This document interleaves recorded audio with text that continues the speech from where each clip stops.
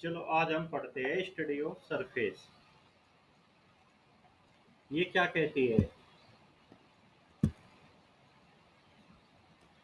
देखो, तुम्हें क्या करना, तुम्हें लिखना नहीं है, बस रफ कॉपी साथ रखो। कोई कहीं कुछ काम का मिले लिख लिया, नहीं तो तुम्हें क्या करना है, इसे सुनना है बहुत अच्छे से।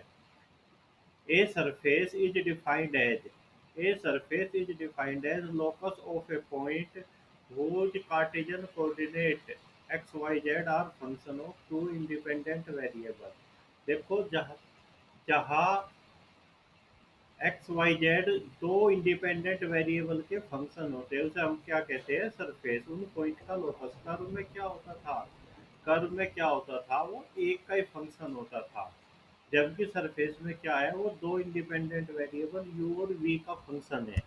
ठीक है, तो पता चलेगा सरफेस और कर्व की डेफिनेशन में अंतर। अब वेक्टरिकली मतलब वेक्टर के रूप में हम इसे कैसे रिप्रेजेंटेशन करेंगे सरफेस को? A surface is defined as locus of a point. क्या है? उन पॉइंट का लोकस है जिनका पोजीशन वेक्टर को हम क्या कर सकते हैं? दो इंडिपेंडेंट वेरिएबल के फंक्शन के रूप में लिख सकते हैं। तो ये क्या होगी? सेम है मतलब। चलो अब हम आगे बढ़ते हैं। Definition of a old definition की कोई बात नहीं। अब बात करते हैं Monge's form of surface. Monge form of surface ये क्या कहती है? देखो, वो कहती है कि जब हम कैसे लिखते हैं सरफेस की इक्वेशन को? एक्स वाई जेड ऐसे लिखते हैं। एक्स क्या है? फंक्शन है। क्या? दो वेरिएबल का यू वी का। वो कहता है, मूंगे फॉर्म कहती है कि जब जेड क्या हो, जो ये एक्स वाई जेड है, इसमें जेड क्या हो? फंक्शन हो एक्स वाई का। तो हम कैसे लिख सकते हैं फिर सरफेस की इक्वेशन को? इसे लिखेंगे हम आर एक्स वाई और एफ ऑफ एक्स वाई। ठीक है, इसमें से जेड खत्म हो गया, तो ये होगी मूंगेज फॉर्म ऑफ सरफेस। ये बहुत अच्छे से तुम्हारे समझ में आई होगी, मूंगे फॉर्म ऑफ सरफेस। देखो, अब बात करते हैं कि the parametric equation of surface are not unique. वो कह रहा, अगर हम सरफेस की पैरामीट्रिक इक्वेशन की बात करें तो वो यूनिक नहीं, मतलब एक सरफेस की कई सारी पैरामीट्रिक इक्वेशन मिल सकती है। जैसे एग्जाम्पल के लिए उसने क्या लिया? टू पैरामीट्रिक रिप्रेजेंटेशन लिए। एक्स क्या है? एक्स बराबर यू, वाई बराबर वी, और जेड क्या है? U square minus V square. तो सरफेस की इक्वेशन क्या हो जाएगी? सरफेस की इक्वेशन हो जाएगी X square minus Y square equal to Z.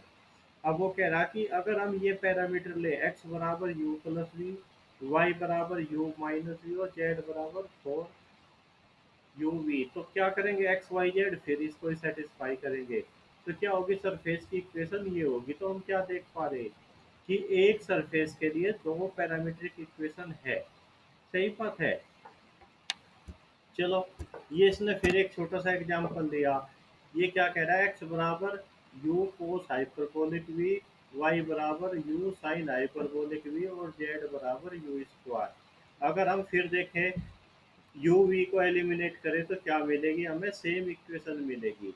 तो एक बार फिर ऊपर चलते हैं। थ्योरम का बी पार्ट क्या कहता था? वो कहता था sometime the constant equation of surface represents more than the parametric equation.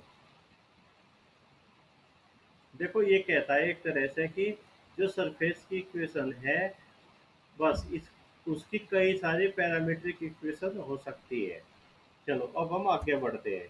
ये सब बहुत बेसिक बात है, क्लास ऑफ सरफेस इसको छोड़ो।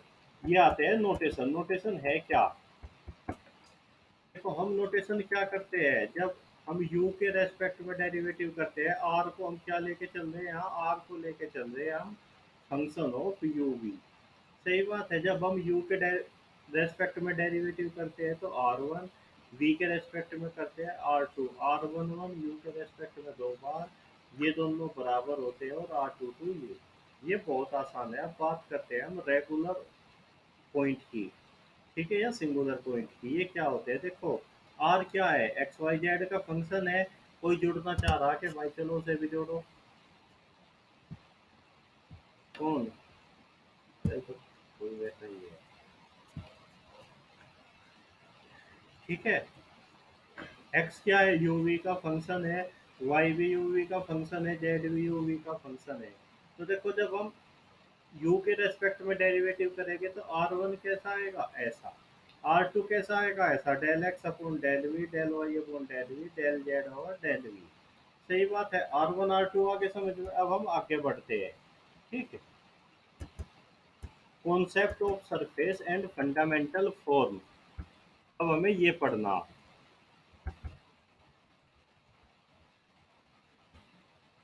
देखो हमें क्या पढ़ना। सॉरी। अब हम बात करते हैं कि किसी भी पॉइंट को हम रेगुलर पॉइंट कब कहते हैं। हम किसी भी पॉइंट को रेगुलर पॉइंट तब कहते हैं जब R one cross R two क्या हो, नॉट इक्वल टू जीरो हो। मतलब आर वन क्या निकालना था हमने, हमने निकालना था अभी डेल आर बाई, वो sorry del X by del you, del Y by del V, del Z by del, वो सॉरी यू, और del Z by del U. ये आर वन था। जब वी के रेस्पेक्ट में करेंगे ये आर टू हो जाएगा। और R one across R two जब नॉन जीरो होगा तो हम क्या कहेंगे कि जिस पॉइंट पर R one cross R two non zero होगा तो उसे कहेंगे हम रेगुलर पॉइंट। और अगर R one cross R two zero हो जाएगा तो उसे हम क्या कहेंगे, उसे कहेंगे सिंगुलर पॉइंट। अब सिंगुलर पॉइंट दो तरह के होते हैं। एक होते हैं एसेंशियल सिंगुलैरिटी, इसे हम इनहेरेंट सिंगुलैरिटी भी बोलते हैं, है नहीं। ये इनहेरेंट सिंगुलैरिटी ऐसी होती है जो इनबिल्ट हो। ठीक है। मतलब तुम कुछ भी कर लो, R one cross R two क्या आएगा, जीरो ही आएगा। तो ऐसे केस को हम क्या कहते हैं, एसेंशियल सिंगुलैरिटी कहते हैं। एक होती है आर्टिफिशियल सिंगुलैरिटी, ये इतनी इंपॉर्टेंट नहीं है, देख लो। देखो आर्टिफिशियल सिंगुलैरिटी क्या है। हमने आर क्या ले लिया, आर है हमारा R cos theta R sine theta zero. हमने आर वन निकाला। आर वन का मतलब क्या है, डेल आर ओवर इसका आर के रेस्पेक्ट में करा एक तरह से डेरिवेटिव, और आर टू थीटा के रेस्पेक्ट में करा। और R one cross R two क्या निकाल दिया हमने, आर के आ गया हमारा। तो ये कब जीरो होगा, जब आर बराबर जीरो हो। और अगर आर बराबर मैं वन ले लूँ तो ये तो नॉन जीरो आ गया। तो ये किस पे निर्भर कर रहा, ये तो आर पे निर्भर कर रहा। तो हम कब इसी को सिंगुलैरिटी को हम क्या कहते हैं, आर्टिफिशियल सिंगुलैरिटी। एसेंशियल सिंगुलैरिटी क्या होती है, वो सदैव क्या होगी, जैसे मैं क्या ले लूँ, आर वन को मैं क्या ले लेता यहाँ, आर को ले लेता मैं क्या, कोस थीटा साइन थीटा और जीरो। तो जब मैं आर वन निकालूंगा क्या आएगा, ये zero zero zero. R two निकालूंगा क्या आएगा, minus sine theta cos theta और जीरो। तो ऐसे केस में क्या आएगा, R one cross R two सदा जीरो ही आएगा। सही बात है। तो ऐसी सिंगुलैरिटी को हम क्या कहते हैं, एसेंशियल सिंगुलैरिटी। चलो अब आती है ट्रांसफॉर्मेशन ऑफ पैरामीटर। देखो ये ट्रांसफॉर्मेशन ऑफ पैरामीटर क्या कहता है, the set of parameters U V expressing the code. देखो सीधी सीधी बात है, हमारे पास क्या था, आर फंक्शन था किसका, एक तरह से यू वी का फंक्शन था आर। अब हम क्या कर लेते हैं, नई ट्रांसफॉर्मेशन लगाते हैं। दो नए पैरामीटर लाते हैं, कैपिटल यू कैपिटल वी। क्या है, कैपिटल यू फंक्शन है यू वी का, और कैपिटल वी भी क्या है, फंक्शन है यू वी का। यहाँ अलग अलग फंक्शन है, यहाँ फाई है यहाँ साई है।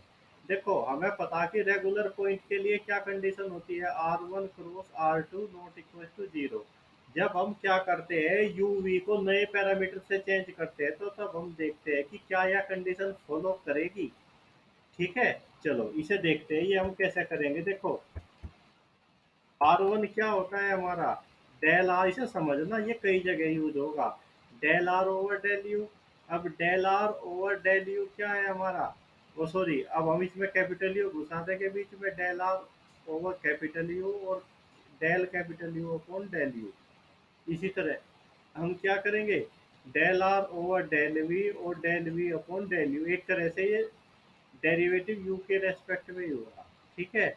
अब हम क्या लिख सकते हैं कैपिटल यू की जगह, क्योंकि हमें पता था क्या था हमारा, यू बराबर था फाइव ऑफ यू वी। तो हम यू की जगह हमने क्या लगा दिया फाइव, और वी की जगह क्या लगा दिया साई। तो क्या आ गया, इसी तरह हमारा आर टू आ जाएगा। बस आर टू में क्या करना, हमें यू की जगह वी करना।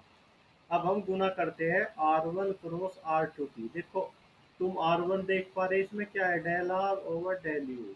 और del five over del U. देखो जब पहली टर्म के साथ क्रॉस प्रोडक्ट होगा तो इसमें भी del R over del you, और क्या है del R over del u. जब सेम वेक्टर हो जाए तो क्रॉस प्रोडक्ट क्या होता है, जीरो। इसलिए ये टर्म तो गई। अब हम क्या करेंगे, इस टर्म का क्रॉस प्रोडक्ट करेंगे इसके साथ, तो क्या आ गया, del R over del you और del R over del V. इसे हमने पहले लिख लिया और ये दोनों यहाँ। इसी तरह से इस टर्म का और इस टर्म का क्रॉस प्रोडक्ट जीरो हो जाएगा, तो उसे भी नहीं लिखेंगे। ये दो टर्म आ गई हमारी। अब हमने क्या करा, इसे थोड़ी सी कैलकुलेशन करी। ये क्या है हमारा, del R over del you और del R over del V. ठीक है, ये क्या आ गया, दोनों में से कॉमन आ गया। ये दोनों में से कॉमन आ गया और ये आ गया एक तरह से, इस तरह से आ गया हमारा ये कॉमन। कॉमन लेने के लिए हमें क्या, ये माइनस चिन्ह कहाँ था, ये वेक्टर की प्रॉपर्टी से आया। क्योंकि R1 क्रॉस R2 होता है minus of R2 cross R1। ठीक है, ये तुम देख लेना, ये माइनस ऐसे आया। ठीक है, और आखिर में आ गया ये किसके बराबर है, R1 क्रॉस R2। देखो हम क्या देख पा रहे हैं, ये तो जैकोबियन है, ये तो नॉन जीरो है। ठीक है, अब अगर ये इधर का हिस्सा नॉन जीरो है तो फिर राइट हैंड साइड भी तो नॉन जीरो होगी।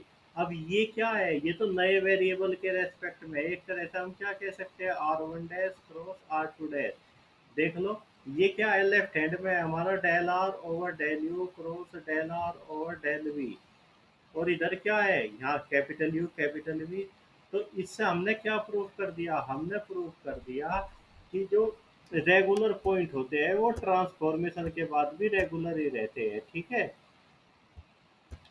चलो ये तुम्हें याद रखना भाई। एमएससी के लिए तुम्हें क्या करना, इसका प्रूफ करना कर लेना। ठीक है, और यूपीएचसीएससी के लिए क्या करना, बस तुम्हें ये लिख लेना कि ट्रांसफॉर्मेशन के बाद भी रेगुलर पॉइंट में ही मैप होते हैं। ठीक है, चलो अब हम आगे बढ़ते हैं।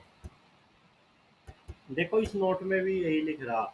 ये नोट क्या कहता है, ये नोट कहता है in a proper transformation regular point is transformed into regular point. ये हमने प्रूव कर दिया। ठीक है, ठीक है, transformation of a regular point is also regular, ये हमने प्रूव कर दिया। Transformation of a regular point is also regular.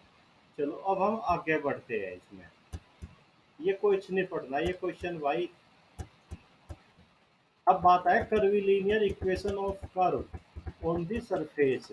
हम बात करते हैं कर्वीलिनियर इक्वेशन होती क्या है। देखो,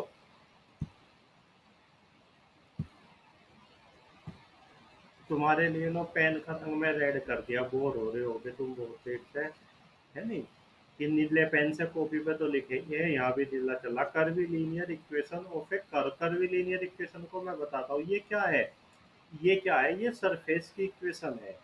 ठीक है, और किसी डोमेन डी में डिफाइन है, और अगर यू वी क्या है, हमारे फंक्शन है टी के, मतलब यू वी फंक्शन है किसका, टी का। वी वी फंक्शन है किसका, वी वी फंक्शन है किसका, टी का। अगर यू वी हमारे टी के फंक्शन है तो आर भी हमारा क्या हो जाएगा, आर भी हमारा टी का फंक्शन हो जाएगा। ऐसा हो जाएगा आर बराबर क्या, R of u t, R of v t. क्योंकि वी और यू टी के फंक्शन है तो आर भी हमारा टी का फंक्शन हो गया। ठीक है, तो आर को हम कैसे लिखेंगे, आर को हम ऐसे लिखेंगे। ठीक है, अब कर्वीलिनियर इक्वेशन होती क्या है, it should be noted that जो ये सरफेस है और ये दो कर्व है, यू फंक्शन है टी का, वी ये सेम डोमेन में लाई करते हैं। ठीक है, ये छोड़ दो, ये क्लास क्या है, ये कुछ नहीं, नथिंग है। ठीक है, देन आर बराबर यू वी टी, ये क्या होगी, सरफेस की इक्वेशन होगी। जो ये इक्वेशन है u बराबर यू टी और v बराबर वी टी, इन्हें क्या कहते हैं, हम कर्वीलिनियर इक्वेशन कहते हैं। कर्व की कहा, सरफेस पे।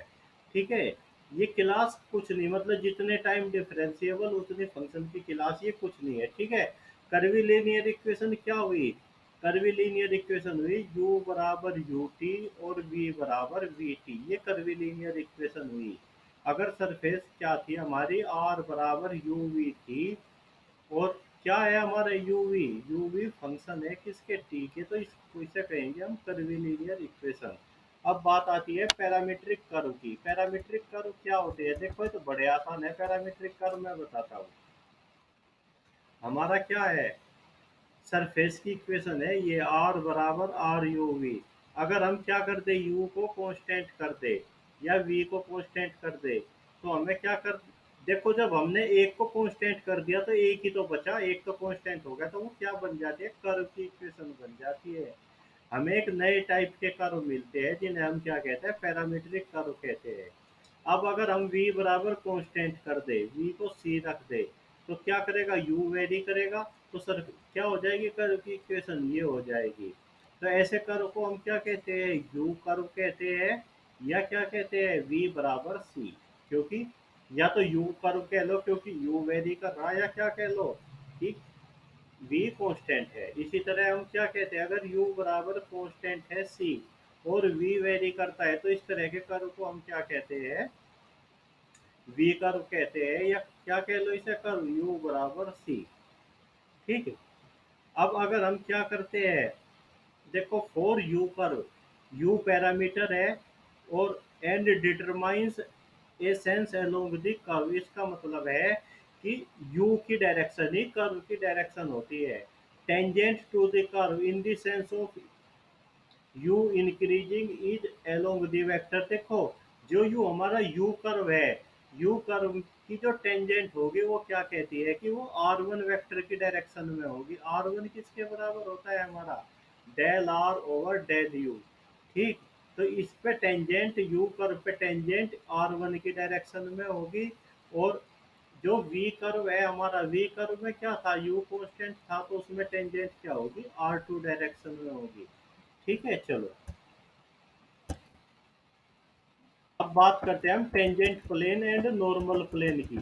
टेंजेंट और नॉर्मल प्लेन क्या होता है, देखो हमने क्या देख लिया, हम देख रहे कि ये क्या है, किसी कर्व u बराबर यू टी और v बराबर वी टी, क्या कर्व की इक्वेशन है। तो टेंजेंट वेक्टर क्या होगा, आर डॉट के पैरेलल होता है टेंजेंट वेक्टर, तो आर डॉट किसके बराबर है, d R over d T. और इसे हम कैसे लिख देंगे, del R over del you, del R over del u d you upon D t, del R over del v d we upon D t, ऐसे लिख देंगे। Del R over del u की जगह हम क्या लिखेंगे, R one. Del R over del u की जगह हम क्या लिखेंगे, आर वन। और del R over del v की जगह हम क्या लिखेंगे, आर टू।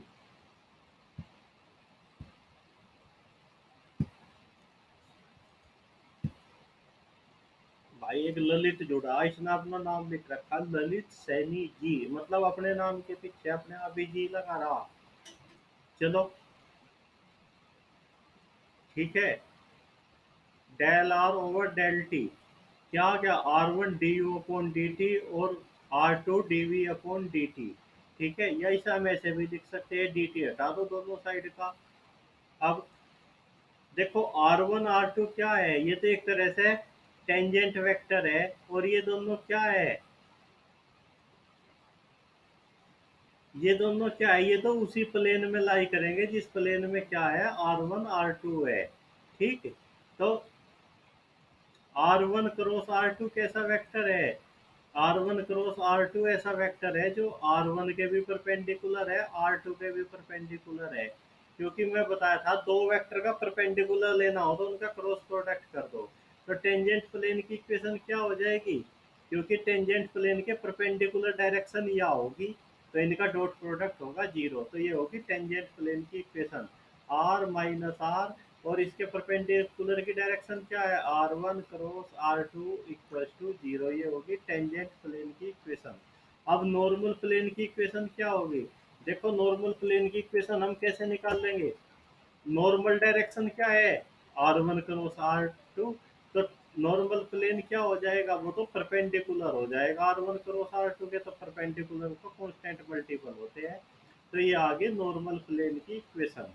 सही बात है, चलो वो कहता है अब the normal to the surface P is same as the normal to the tangent at P।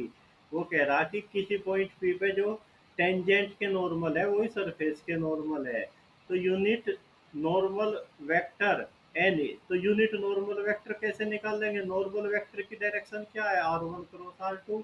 इसे इसी के मोड से भाग दे दे हम तो क्या आ जाएगा हमारा? यूनिट नॉर्मल वेक्टर आ जाएगा। और इसका नाम हमने क्या दे दिया? एच। ठीक है।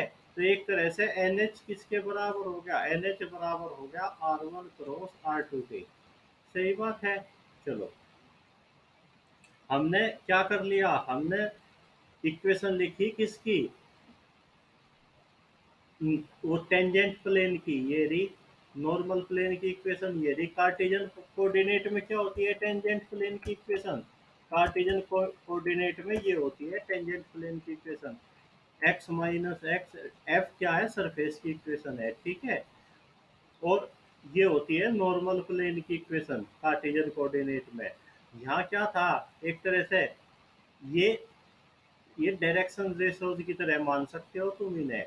यहाँ मल्टीपल थे, यहाँ इन्हें क्या करा हमने? डिवाइड करा, याद रखने के लिए। चलो, अब ये थोड़ा मैं by two so that proper parametric transformation either leaves every normal unchanged और रिवर्स एवरी नॉर्मल। ये कह रही है कि ये दिखाओ कि कोई भी प्रॉपर पैरामीट्रिक ट्रांसफॉर्मेशन, मतलब अगर हम पैरामीटर को बदलते हैं या तो नॉर्मल में या कोई फर्क नहीं पड़ता, या उसे बिल्कुल उल्टा कर दे। चलो इसका प्रूफ देख लेते हैं। देखो ये हमने क्या मान ली? सरफेस की इक्वेशन मान ली। और हम क्या करें? नए पैरामीटर लाए, यू डैश और वी डैश। ठीक है। यू डैश क्या है? यूवी का फंक्शन है। वी डैश क्या है? यूवी का फंक्शन है। तो हमारा del R over del u कैसे आ जाएगा? बिल्कुल ऐसे आ जाएगा। Del R over del v क्या आ जाएगा? ऐसे आ जाएगा। अगर हम इनकी मल्टीप्लाई करें, मतलब R1 क्रॉस R2 निकाल ले, तो जैसे पीछे किया था ऐसे आ जाएगा। देखो, ये किसके बराबर था? R1 cross R2, H N के। यहाँ एच एन लिख दो, तो यू क्या हो जाएगा? H dash N N dash N. ये हो गया। ये क्या है? ये तो एक तरह से जैकोबियन है। ठीक। तो हमने क्या दिखा दिया?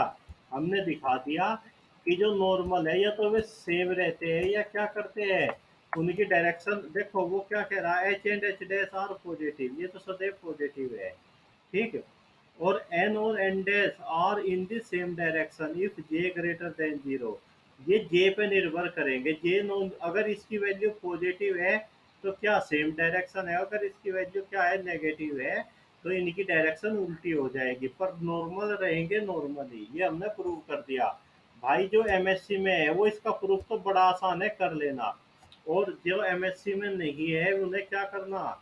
उन्हें क्या करना? यहाँ से लगा के a proper parametric transformation leaves every normal unchanged और रिवर्स नॉर्मल।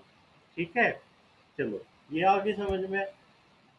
अब हम आगे बढ़ते हैं। देखो एक क्वेश्चन दिया ये, एक क्वेश्चन भाई कर लेना चाहिए। क्वेश्चन का फायदा क्या होता है? क्वेश्चन का फायदा ये होता है हमारे फॉर्मूला याद हो जाए। वो क्या कह रहा है इस क्वेश्चन में? Find an equation of the tangent plane to the surface. ये सरफेस की इक्वेशन है। इस पॉइंट पे हमें क्या करना? उसके टेंजेंट प्लेन की इक्वेशन निकालनी। क्या थी वो tangent plane? R minus R क्या dot R1 cross R2 equal to zero. तो तुम्हें क्या करना? आर की इक्वेशन दे दी, एक्स बराबर यू, वाई बराबर वी और जेड बराबर ये दी। ठीक है।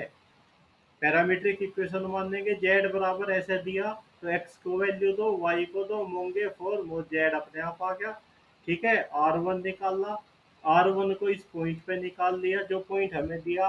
R2 को निकालना, पॉइंट पे निकाल लेंगे जी हम। U की वैल्यू रख देंगे, इस पॉइंट पर निकाल दिया हमने। ठीक है। मतलब u बराबर वन, वी बराबर -1, ये वैल्यू रख देंगे हम।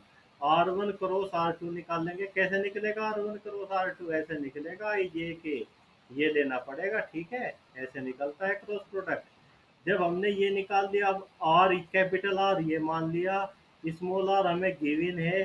ठीक है। इस पॉइंट पे वन, u बराबर वन, वी बराबर -1। ठीक है। बस निकाल दो। एक क्वेश्चन और कर लो चाहो तो तुम। अब उसने कार्टिजन में दे दिया। तो कार्टेशियन में निकाल लो, कोई दिक्कत नहीं। मतलब इसे उससे भी निकाल सकते हैं हम। एक्स वाई को वैल्यू दो, जेड की वैल्यू आ जाएगी पैरामीटर से। अब एक कार्टेशियन में निकालो, कार्टेशियन में भी होगा। ठीक है, बस पहले दो क्वेश्चन देख लेना भाई, और एमएससी वाले तो भाई देखते रहना। चलो अब हम आगे चलते हैं, अगला इंपॉर्टेंट पोर्शन पढ़ते हैं हम। ये क्वेश्चन तुम्हें देख लेने हैं। Two fundamental form. ये फंडामेंटल फॉर्म क्या कहती है भाई? इन फंडामेंटल फॉर्म को देखते हैं, ठीक है। देखो फंडामेंटल फॉर्म क्या कहती है हम। टू फंडामेंटल फॉर्म, तो ज्यादा छोटा हो गया। Two fundamental form. देखो क्वेश्चन तुम दो क्वेश्चन तो देख लेना, और तुम्हारी मर्जी है, उनसे निकालने आ जाएंगे। देखो वो क्या कह रहा है कि ये सरफेस की इक्वेशन है। तो ये quadratic differential equation E D you square plus two F D U D we plus G D we square, E किसके बराबर है आर वन स्क्वायर के, एफ किसके बराबर है R one R two, G किसके बराबर है आर टू स्क्वायर के। ये तो यूपीएचईएससी के सिलेबस में लिख रही दोनों फंडामेंटल फॉर्म, ठीक है। यूपीएचईएससी। अभी तुम देख सकते हो कि इनमें से क्या क्या क्वेश्चन बन सकता है। इज कॉल्ड मीट्रिक, इसे मीट्रिक कहते हैं, या दूसरा नाम क्या होता है सिंपली इसका, तो एमएससी में पढ़ रखी फर्स्ट फंडामेंटल फॉर्म। और जो ये ई एफ जी है इन्हें क्या कहते हैं हम, फर्स्ट ऑर्डर फंडामेंटल मैग्नीट्यूड। ठीक है, चलो अब हम इस आगे बढ़ते हैं, देखते हैं क्या है first fundamental form. Geometrical interpretation of first fundamental form. समझे तुम इसे? वो कह रहा कि फर्स्ट फंडामेंटल फॉर्म का ज्योमेट्रिकल इंटरप्रिटेशन। देखो हमने क्या ले लिया, एक कर्व ले लिया u बराबर यू टी और v बराबर वी टी, कहा इस सरफेस पे। ठीक, और ये कोई कर्व है सरफेस पे, इस पे एक पॉइंट मान लिया क्या P। P का पोजीशन वेक्टर क्या है R। इसके नेबर में, नेबर का मतलब बहुत छोटी सी डिस्टेंस पे हमने दूसरा पॉइंट मान लिया Q। उसका पोजीशन वेक्टर क्या है R प्लस डी आर। ठीक है, अगर यहाँ पैरामीटर क्या थे हमारे u v थे, तो यहाँ क्या हो जाएंगे हमारे u प्लस डी यू और v प्लस डी वी, ये पैरामीटर हो जाएंगे। ठीक है, अब वो कह रहा कि देखो P और Q इतने पास के पॉइंट है, या तो तुम पी क्यू की डिस्टेंस ऐसे नाप लो, या कैसे नाप लो, ऐसे नाप लो, स्ट्रेट लाइन के थ्रू सेम रहेगी। ठीक है, तो उसने क्या करा, वो कह रहा जब सेम है तो डी आर, डी आर का मतलब क्या है, स्ट्रेट लाइन के अलोंग डिस्टेंस। ये भाई क्लास ले रहा है, क्लास ले रहा है। ठीक है, तो क्या क्या हमारा, वो कह रहा कि दोनों डिस्टेंस सेम होगी, तो डी आर किसके बराबर हो गया R one D u plus R two D v. ठीक है, वो कह रहा कि जब ये दोनों डिस्टेंस सेम है, या तो कर्व के लोग नाप लो या पी से क्यू तक फीटे रख के नाप लो, सेम है। जब बहुत पास पास के पॉइंट है कोई फर्क नहीं पड़ेगा, दोनों साइड का स्क्वायर करा तो प्लस माइनस कोई मीनिंग नहीं रखेगा। अब हमने क्या करा, डी आर की वैल्यू रख दी। ठीक है, तो ये क्या आ गया हमारा R one D you square plus two R one R two, इसकी वैल्यू ई रखी, इसकी क्या रखी हमने टू एफ, और ये क्या हो गया डी एस। डी एस क्या थी, आर्क लेंथ थी पी से क्यू तक की। ठीक है, तो जो हमारी ये फर्स्ट फंडामेंटल थ्योरम है, ये हमें क्या बता रही, ये हमें बता रही लंबाई किसी कर्व की लेंथ किसी सरफेस पे। अगर हम सरफेस पे, सरफेस का मतलब क्या, फुटबॉल, फुटबॉल पे एक कर्व खींच दे, लाइन खींच दे किसी पॉइंट पी से लेके क्यू तक, तो उसकी लेंथ कौन बता रही है हमें, फर्स्ट फंडामेंटल फॉर्म बता दी। मीट्रिक जिसका नाम है, ये था इसका ज्योमेट्रिकल मीनिंग। देखो अब वो फिर क्या कह रहा है, स्पेशल केस, स्पेशल केस में क्या है, वो कह रहा अगर u बराबर कांस्टेंट रख दे तो डी यू जीरो हो जाएगा, तो ये किस में रिड्यूस हो जाएगी, इसमें। वो ऑब्जेक्टिव क्वेश्चन में ऐसा पूछ सकता है कि अगर u बराबर कांस्टेंट है तो चार विकल्प बना देगा, फर्स्ट फंडामेंटल थ्योरम या मीट्रिक क्या होगी ये। और अगर v बराबर जीरो है तो क्या हो जाएगी हमारी, ये हो जाएगी, बहुत आसान है। अब ई एफ जी एच में रिलेशन क्या होता है, देखो R one cross R two, R1 cross R2 को उससे खोला हमने। ये फॉर्मूला होता है भाई R1 क्रॉस R2 के स्क्वायर का, इसे अपने मन में बैठा लो। R1 square R2 square minus R1 dot R2 का स्क्वायर। ठीक है, ये तुम वेरीफाई भी करके देख सकते हो वेक्टर क्रॉस प्रोडक्ट से। ये क्या है, R1 स्क्वायर ई, R2 स्क्वायर क्या है जी, और ये क्या है एफ। ठीक है, और ये सदैव क्या, इसे हम कहते हैं एच के बराबर होता है। ठीक है, H square, H square positive है तो ई जी माइनस एफ स्क्वायर भी हमारा पॉजिटिव होता है। बस ये रिलेशन हो गया। ई एफ जी एच में, ई एफ जी एच में क्या रिलेशन है, ई जी माइनस एफ स्क्वायर बराबर होता है एच स्क्वायर। सही बात है, चलो आगे बढ़ते हैं। देखो अब ये प्रूफ पूछा जा सकता है, ये proof, the metric is positive quadratic in d U D we.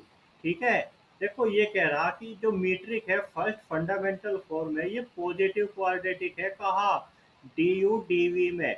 इसे तुम समझ रहे पॉजिटिव क्वाड्रेटिक का मीनिंग क्या है, जो मैट्रिक्स, वो सॉरी, मैट्रिक्स थ्योरी में पॉजिटिव डेफिनेट का मीनिंग है, वो यहाँ पॉजिटिव क्वाड्रेटिक का मीनिंग है। देखो ई तो हमारा पॉजिटिव है, चलो ये लिख लिया हमने। ठीक है, अब हमने क्या करा, ई से डिवाइड कर दिया तो ई से अंदर गुना भी तो करनी पड़ेगी। अब हमने क्या करा, इसे परफेक्ट स्क्वायर बनाने की कोशिश करी, ई डी यू और ई एफ, तो हमने क्या करा, एफ डी वी अपने पास से जोड़ दिया, तो F square d we square घटाना भी पड़ेगा। और ये टर्म क्या थी, ई जी, तो ये कॉमन आ गया, ऐसे लिख लिया, कोई बात नहीं। देखो फिर हम इसे कैसे लिख सकते हैं, फिर हम इसे लिख सकते हैं, ये तो उसका होल स्क्वायर हो गया, ई डी यू प्लस और E G minus F square को क्या लिख दिया हमने, H square d we square. देखो ये भी परफेक्ट स्क्वायर, ये भी स्क्वायर, ई भी पॉजिटिव, इसका मतलब क्या हो गया कि ये greater than equal to zero है।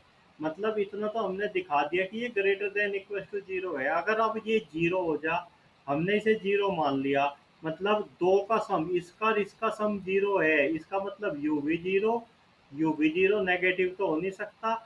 इसका स्क्वायर जीरो मतलब यू भी जीरो, और एच स्क्वायर जीरो, मतलब क्या है, देखो एच स्क्वायर तो जीरो हो नहीं सकता, इसका मतलब क्या है कि डीवी जीरो। अब डीवी को जीरो रख दे तो क्या आ गया हमारा, डी यू बराबर जीरो, डीवी बराबर जीरो। वो कह रहा कि दोनों एक साथ अगर जीरो हो गए फिर अब मीट्रिक की कहाँ बचेगी, इसलिए ये दोनों एक साथ जीरो नहीं हो सकते। इसलिए ये क्या है, ये कभी भी जीरो नहीं हो सकती, पॉजिटिव ही है। चलो अब आती है इनवेरियंस प्रॉपर्टी। भाई ये इनवेरियंस प्रॉपर्टी में दो बार तुम्हें बता ली, अगर हम पैरामीटर चेंज कर दे तो इस पर कोई फर्क नहीं पड़ेगा, सेम वही तरीका, नए पैरामीटर लाओ, यू डैश वी डैश, क्या करो, लगा दो, देख लो, फिर आखिरी में, बस मैं आखिरी में दिखा रहा क्या आएगी, वही आ गई जो पहले थी। सही बात है, तो मतलब अगर हम पैरामीटर को चेंज कर दे तो मीट्रिक क्या करती है, कोई फर्क नहीं पड़ता। मीट्रिक इज इनवेरिएंट, मीट्रिक का नाम क्या है, फर्स्ट फंडामेंटल फॉर्म। सही बात है, चलो आगे बढ़ते हैं। एरिया ऑफ एलिमेंट, देखो हमने क्या मान लिया, एक ही एलिमेंट ले लिया, एक तरह से पैरेललोपाइड की तरह का, इसका ये पॉइंट ए बी, एक पोजीशन वेक्टर क्या है यू वी, ये किसका हो जाएगा function u plus d u v, ये किसका हो जाएगा d, u plus v d v, और यहाँ दोनों में चेंज होगा, यू में भी और डी में भी। सही बात है। अब वो कह रहा कि देखो ये बहुत छोटा सा है, एक तरह से, मतलब जो ए के डी के बीच की, चाहे तुम कर्व से ले लो चाहे तुम स्ट्रेट लाइन से ले लो, सेम डिस्टेंस आएगी, इतने पास पास है ए और डी। सही बात है, तो ए डी क्या हो जाएगा, position vector of D minus position vector of ए।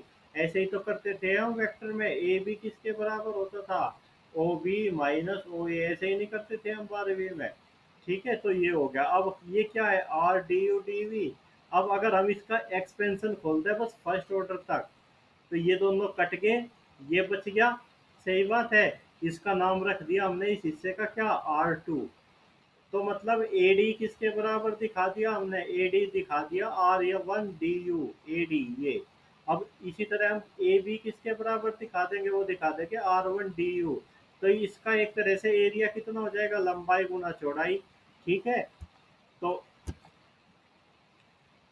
जो इसका एरिया है डी एस पैरेललोग्राम का, वो कितना आ जाएगा, ये आ जाएगा R one cross R two का नाम रख देंगे H, mod R one cross d O D v. ठीक है, अगर तुमसे पूछ ले कि इसका एरिया क्या होगा, तो वो होगा H D O D V. सही बात है। चलो अब हम बात करते हैं intrinsic and non intrinsic properties of surface. देखो वो क्या कह रहा है, एनी प्रॉपर्टी और फॉर्मूला जिसे हमें मतलब सरफेस की इक्वेशन तो पता नहीं, और हम उसे फिर भी बना देंगे फर्स्ट फंडामेंटल फॉर्म से without knowing the equation of surface, उसे हम क्या कहेंगे, इंटरिस्टिक प्रॉपर्टी कहेंगे। अदरवाइज वह क्या हो जाएगी, नॉन इंटरिस्टिक। ऐसी प्रॉपर्टी फॉर्मूला कि हमें सरफेस की इक्वेशन तो पता नहीं, हमने उस फॉर्मूले को बना दिया केवल मीट्रिक की हेल्प से, तो उसे हम क्या कहते हैं, इंटरिस्टिक फॉर्मूला। अब बात करते हैं हम second fundamental form. Second fundamental form होती है Y L d you square plus two M d U D we plus N d we square. ठीक है, इसे हम क्या कहते हैं, सेकंड फंडामेंटल फॉर्म कहते हैं। एल एम एन क्या है, सेकंड ऑर्डर फंडामेंटल मैग्नीट्यूड है। ई एफ जी क्या थे, फर्स्ट ऑर्डर थे। देखो अब हम क्या करते हैं, डेल टू, वहाँ हमारा क्या था, ई किसके बराबर था, ई था हमारा एक तरह से del R upon del u का होल स्क्वायर। ठीक है, अब आर वन वन कैसे करा हमने, इसका दो बार partial derivative R one two और आर टू वन ये बराबर होते हैं, और आर टू टू ये हमने डिफाइन कर लिए। एन तो हमें पहले ही पता। अब हम क्या करते हैं, एन के, एन तो यूनिट नॉर्मल वेक्टर है, एन क्या है, यूनिट नॉर्मल वेक्टर है। इसके कंपोनेंट लेते हैं आर वन के लोग, आर वन टू के लोग, आर टू टू के लोग। तो जब हम एन का कंपोनेंट लेंगे आर वन वन के लोग, उसका नाम रख देंगे एल। एन का कंपोनेंट लेंगे आर वन टू के लॉन्ग, उसका नाम रख देंगे एम। और आर टू टू के लॉन्ग लेंगे तो उसका नाम हम क्या रख देंगे, एन। अब हम देखते हैं इसका ज्योमेट्रिकल मीनिंग क्या है। ये तो बराबर आगे, और जैसे माँ E G minus F square H square था, तो ये क्या है कि ये टी स्क्वायर होता है, और एच स्क्वायर पक्का पॉजिटिव था, वो कह रहा कि यहाँ टी स्क्वायर पॉजिटिव नहीं होता पक्का। सही बात है। चलो ज्योमेट्रिकल मीनिंग देखते हैं भाई हम इसका, किसका, सेकंड फंडामेंटल फॉर्म का। देखो ये हमने एक सरफेस ले ली, सरफेस पे देखो ये सरफेस है, इस पे दो पॉइंट है पी और क्यू, बहुत पास पास के सरफेस पे। ये तो कर्व है जो तुम्हें दिख रहा, सरफेस। ठीक है, जैसे फुटबॉल है कटी हुई। अब ये क्या है नीचे, ये टेंजेंट प्लेन है। टेंजेंट प्लेन मतलब जिस प्लेन पे ये रखी कटी हुई फुटबॉल। अब अगर हम, समझ रहे नहीं तुम, देखो ये टेंजेंट प्लेन है, ये फुटबॉल है, ये ऐसे, ये पॉइंट पी है, ये पॉइंट क्यू है। अगर हम क्यू से परपेंडिकुलर डाले टेंजेंट प्लेन पे, तो वो क्या कह रहा कि वो परपेंडिकुलर एक तरह से क्या है, प्रोजेक्शन है पी क्यू का। पी क्यू का प्रोजेक्शन ही यू परपेंडिकुलर है। सही बात है। अब देखो टेलर सीरीज से पी आर क्या हो गया, फंक्शन हो गया यू वी का, क्यू किसका हो गया, एक तरह से u plus d u v plus d v. तो वो कह रहा कि ये गलत लिख रखा, डी आर किसके बराबर हो जाएगा, डी आर बराबर हो जाएगा एक तरह से R one D u plus R two D v. ठीक है, अब हम इसका एक्सपेंशन हायर ऑर्डर तक निकाल लेंगे। अब हमने क्या करा, ये सेकंड ऑर्डर के डेरिवेटिव लिए, फिर थर्ड के लेंगे। ठीक है, और मैं अभी क्या बताया था कि परपेंडिकुलर की लेंथ क्या है, पी क्यू के प्रोजेक्शन के बराबर है एक तरह से। और पी क्यू का प्रोजेक्शन, पी क्यू की लेंथ क्या है, एक तरह से डी आर है। ठीक है, तो पी क्यू का प्रोजेक्शन कितना हो जाएगा, एन डॉट डी आर। तो एन डॉट डी आर क्या हो गया, डी आर की वैल्यू हमने यहाँ से रख दी, इक्वेशन वन दे दो इसे नाम। इक्वेशन वन से रखी तो एन डॉट डी आर किसके बराबर हो जाएगा, ये ठीक है, तो ये क्या हो गया, N dot R one D u plus ये कितना हो जाएगा, ये हो जाएगा N dot R two D we plus N की इधर मल्टीप्लाई कर दी और सेकंड ऑर्डर तक ही ले गया, आगे छोड़ देंगे। ठीक है, अब हमने क्या करा, N dot R one D u plus, अब हमने सेकंड ऑर्डर तक लिया, तो ये इसकी वैल्यू क्या होगी एन, इसकी वैल्यू क्या होगी एम, इसकी वैल्यू क्या होगी एन। ठीक है, एन डॉट आर वन क्या होता है जीरो, क्योंकि आर एन क्या है नॉर्मल, आर वन क्या है एक तरह से टेंजेंट वेक्टर, ये तो एक दूसरे के ऑर्थोगोनल होते हैं। एन डॉट आर टू भी जीरो होता है, सही बात है, तो ये दोनों टर्म तो क्या होगी जीरो, तो एन डॉट डी इसके बराबर आ गया ये 2QR के बराबर हो गया। तो ज्योमेट्रिकली क्या मीनिंग हुआ इसका, इस QR क्या थी भाई, QR देखना क्या थी, लेंथ ऑफ परपेंडिकुलर। तो एक तरह से सेकंड फंडामेंटल फॉर्म का मीनिंग हुआ कि सेकंड फंडामेंटल फॉर्म क्या है, Q से परपेंडिकुलर की लेंथ के दुगने के बराबर है। Surface has value which is equal to the twice of length of perpendicular from the continuous point Q to the tangent P। सही बात है। अब तुम्हें कुछ छोटे छोटे रिजल्ट याद रखने हैं। सेकंड फंडामेंटल फॉर्म का ज्योमेट्रिकल मीनिंग याद रह गया भाई। देखो, एन का अगर हम आर वन आर टू के साथ स्केलर ट्रिपल प्रोडक्ट ले तो वो क्या होता है एन स्क्वायर एच, एन तो यूनिट वेक्टर है तो एच ही बचेगा। अगर हम क्या ले क्रॉस प्रोडक्ट ले किसका, आर वन का एन के साथ, तो वो क्या आता है one upon H F R one minus E R two. अगर आर टू के साथ क्रॉस प्रोडक्ट ले तो क्या आता है one upon H G R one minus F R two. मतलब याद रखने के लिए तुम्हें क्या करना, आर वन क्रॉस एन लिखो, आर टू क्रॉस एन लिखो। आर वन क्रॉस एन दोनों में वन अपॉन एच कॉमन, दोनों में वन अपॉन एच क्या है कॉमन है, दोनों में वन अपॉन एच। इसमें क्या है एफ है ई है, यहाँ क्या है, यहाँ है जी, यहाँ क्या है एक तरह से जी और एफ, ये नीचे कहीं चल, आर वन आर टू दोनों में सेम है, आर वन आर टू, अब किसी तरह से ऐसे मन में बैठा लो। ठीक है, अब हम बात करते हैं प्रॉपर्टी थ्री की। मतलब देखो ये तुम्हें याद रखना, आर वन आर टू का आर वन वन के साथ स्केलर ट्रिपल प्रोडक्ट क्या आएगा H L, R one two के साथ कितना आएगा एच एम, क्रम से चलना, आर टू टू के साथ क्या आएगा एच एन। ठीक है, जिसमें कोई जरूरत नहीं टाइम खोने की कार्टिजन इक्विवेलेंट्स में। चलो देखो एक क्वेश्चन कर लेना इसे, तो वो भाई यूपीएससी में भी पूछ सकता है क्या, कि एक सरफेस की इक्वेशन दे दी, उसके लिए तुमसे ये फंडामेंटल कोफिशिएंट निकलवा ले ई एफ जी एच। तो ये निकाल, एक क्वेश्चन कर लो इनका कोई। ठीक है, ये मैं इसकी अच्छा इसमें उल्टा होकर आ गया, इसकी पीडीएफ भेज दूंगा तुम्हें। चलो अब आता है विंगार्टन इक्वेशन। विंगार्टन इक्वेशन भाई यूपीएससी में तो मुझे पता नहीं आएगी नहीं आएगी, मैं याद करवा दूंगा विंगार्टन इक्वेशन क्या है। पर एमएससी में इसका प्रूफ बहुत ज्यादा आता है, मैं इसका प्रूफ अब बहुत ज्यादा हो गया, मतलब लंबा लेक्चर हो गया। इस लेक्चर को मैं रात के 9 बजे ले लूंगा। ठीक है, जो सुना का सुन लियो, नहीं तो इसकी रिकॉर्डिंग मिल जाएगी तुम्हें। रात के 9 बजे इस लेक्चर को मैं ले लूंगा, 9 सवा 9 के आसपास, मतलब खाना खाने के बाद। अभी बहुत सारा हो गया लेक्चर, मेरी भी आंख दुखने लगी। ठीक है, किसी को भाई कोई दिक्कत आई हो बताओ।